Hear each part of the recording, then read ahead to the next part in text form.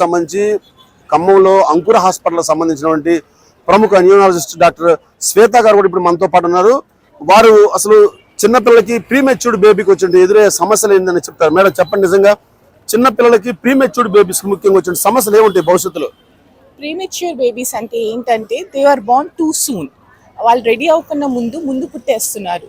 So వీళ్ళ బేబీస్కి కొంచెం extra care మనం ఇవ్వాల్సి వస్తుంది. వాళ్ళకి వచ్చే సమస్యలు ఎట్లా ఉంటాయి అంటే దే ఆర్ కేర్ తీసుకుంటే అవన్నీ ప్రివెంట్ చేయగలుగుతాము. అవి పెద్ద సమస్యల కింద కాదు, మనం భయపడాల్సిన అవసరం లేదు. రెగ్యులర్ ఫాలోఅప్స్ చేసుకొని టైమ్లీ ట్రీట్మెంట్ తీసుకుంటే will lead a completely normal life. Most of the time premature బేబీస్కి మోస్ట్ కామన్ కాంప్లికేషన్ వచ్చేది ఐ ప్రాబ్లమ్స్ రావచ్చు. సో మనం రెగ్యులర్గా ఫాలోఅప్ చేయించుకుంటూ ఉండాలి టిల్ 1 year ఏజ్ వచ్చే వరకు. హియరింగ్ ప్రాబ్లమ్స్ రావచ్చు. సో అవన్నీ treatment, they are all treatable causes. Okay, treatment ఉంది కాబట్టి మనం కరెక్ట్ టైంలో దానికి యాక్ట్ చేస్తే they will develop very normally. తర్వాత నార్మల్ పిల్లల కన్నా కొంచెం డెవలప్మెంట్ ప్రాసెస్కి వాళ్ళకి కొంచెం టైం కావాలి, కొంచెం హెల్ప్ కావాలి. అవన్నీ మనం హెల్ప్ చేయగలగాలి. ప్రీమెచ్యూర్డ్ బేబీ అంటే ఏ నెలల్లో ఎంత తక్కువగా పుడితే వాళ్ళ ప్రీమెచ్యూర్డ్ బేబీ అంటారు? వాళ్ళని ఏ విధంగా గుర్తించాలి అసలు పేరెంట్స్ కానీ మనం కానీ? నార్మల్ డెలివరీ అవ్వాలంటే 38 నుంచి 40 వారాలకి డెలివరీ అవ్వాలండి. ఏ బేబీ అయినా 37 వారాల కన్నా ముందు పుడితే ఆ బేబీని ప్రీమెచ్యూర్ బేబీస్ అంటాం. ప్రీమెచ్యూర్ బేబీస్లో కూడా మనకి 4 కేటగిరీస్ ఉంటాయి. లెస్ దెన్ 28 వీక్స్ అంటే 28 వారాల కన్నా ముందు పుట్టే పిల్లల్ని ఎక్స్ట్రీమ్లీ ప్రీమెచ్యూర్ బేబీస్ అంటాం. సో వీళ్ళని కంపల్సరీగా మనం NICU అడ్మిషన్ చేయాల్సి వస్తుంది. 28 నుంచి 32 వీక్స్ అంటే ఇట్లాంటి బేబీస్కి NICU సపోర్ట్ 1 to 2 వీక్స్ నుంచి 3 to 4 వీక్స్ వరకు సపోర్ట్ అవసరం పడుతుంది. 32 to 34 weeks is moderate preterm అంటాము. 34 నుంచి 36 లేట్ ప్రీటర్మ్ బేబీస్. సో వీళ్ళు కంప్లీట్గా నార్మల్గా ఉంటారు. సో కొంచెం నర్సరీ కేర్ ఇస్తే they have a good outcome.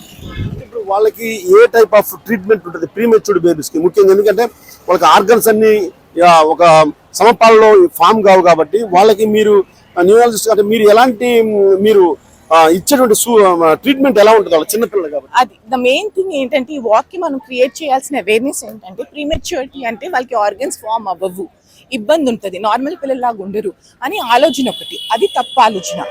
వాళ్ళకి కరెక్ట్ టైంగా కరెక్ట్గా ఆర్గన్స్ ఫామ్ అయిపోయి ఉంటాయి. డెవలప్ అవడానికి మనం టైం ఇవ్వాలి. పొట్ట లోపల ఎట్లా కేర్ ఇస్తాము, మదర్ దగ్గర యూట్రోలో ఎట్లా కేర్ ఇస్తాము, అట్లానే బయటకు వచ్చినప్పుడు we have to care for them. So ఇదంతా యూజ్ చేసిన దానికే మనం అవేర్నెస్ క్రియేట్ చేస్తున్నాము. ఎన్ని సంవత్సరాల వరకు వాళ్ళకి మనం ట్రీట్మెంట్ ఇవ్వాల్సి ఉంటుంది? వాళ్ళు మళ్ళీ జనరల్ పీపుల్ కావడం కోసం, జనరల్ చైల్డ్ కావడం కోసం within 1 year they become normal అండి కంప్లీట్ గా. Within 1 to 2 years they are completely normal. వాళ్ళు ఫాలో అప్ కూడా అవసరం పడదు మనకి. అదే చెప్తున్నాం, ప్రీమెచ్యూరిటీ ఒక డిసీజ్ కాదు, జస్ట్ కొంచెం ముందు పుట్టారు. అట్లాంటి పిల్లలకి కాంప్లికేషన్స్ ఆబ్వియస్లీ వేరే వాళ్ళ మీద ఎక్కువ ఉంటాయి.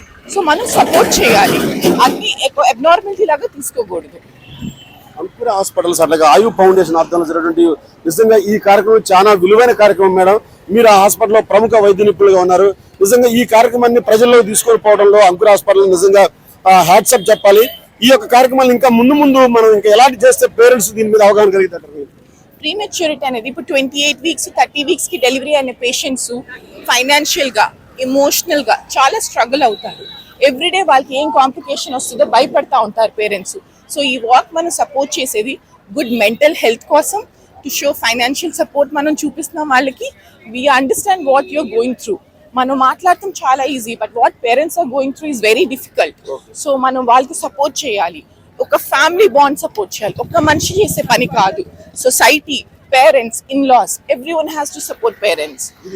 సో ఆ అవేర్నెస్ కోసమే మనం ఇదంతా చేస్తున్నాం. ఒక ఫైటింగ్, అది ఒక వార్, అది వాళ్ళ ఫ్యామిలీకి. So we are supporting and showing our courage to them. ప్రపంచవ్యాప్తంగా ఈ ప్రీమెచ్యూర్డ్ బేబీ అనేది ఏ దేశంలో ఎక్కువ ఉంది వాస్తవంగా? దానికి కారణాలు ఏంటి? ప్రపంచంలో అందరికన్నా ఎక్కువ ఉన్న ప్రీమెచ్యూరిటీ బేబీస్ ఇండియాలో అండి. నార్మల్గానే 10% ఆఫ్ ద బేబీస్ ప్రీమెచ్యూరిటీ పుడుతున్నారు. మనున్న పాపులేషన్కి హైయెస్ట్ నెంబర్ పేషెంట్స్ మన దగ్గరే ఉంటారు.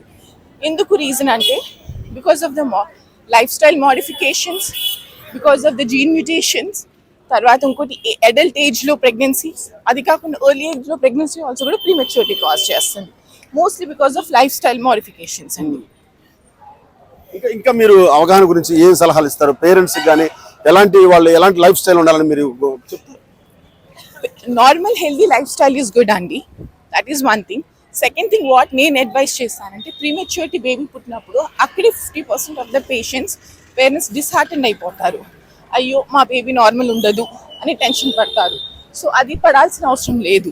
వాళ్ళకి కరెక్ట్ సపోర్ట్ ఇస్తే చాలా వరకు 99 to 99% they will be completely normal. So మీ సపోర్ట్ చూపిస్తానికి మనం ఉండాలి. పేరెంట్స్తో పాటు వాళ్ళ సొసైటీ కూడా మనం వాళ్ళకి సపోర్ట్ చేయాలి. ఎందుకంటే బయట వాళ్ళు కూడా ఒక మాట అనేస్తారు, ఓ మీ బేబీ ప్రీమెచ్యూరా, అది మెంటల్గా వాళ్ళకి చాలా ఎఫెక్ట్ చేస్తుంది. అది అనాల్సిన అవసరం లేదు. ఇంకా కాబట్టి ఇది ప్రజల్లో అవగాహన కల్పించాల్సిన బాధ్యత మనందరి మీద ఉంది. ఎందుకంటే చిన్న పిల్లల్ని మనం సంరక్షించుకోవాలంటే ఖచ్చితంగా వాళ్ళు నార్మల్ గా పుట్టాల్సిన వయసులోనే పుడితేనే వాళ్ళకి ఎలాంటి సమస్యలు ఉండవు. ఒకవేళ ప్రీమెచ్యూర్డ్ బేబీ అయినప్పటికీ మనం విత్ ఇన్ 1 year లో వాళ్ళని ఖచ్చితంగా మంచి పిల్లగా మనం తీర్చిదిద్దుకోవచ్చు. మన యొక్క అధునాతన వైద్య సేవలు కూడా మనకు అందుబాటులో ఉన్నాయి. అంకుర హాస్పిటల్లో ముఖ్యంగా మనకి అన్ని రకాల వైద్య సేవలు ఉన్నాయని చెప్పి డాక్టర్ శ్వేత తెలియజేస్తున్నారు. వీడియో జర్నలిస్ట్ డేవిడ్ తో వనం నాగ, కిరణ్ న్యూస్ ఖమ్మం నుంచి.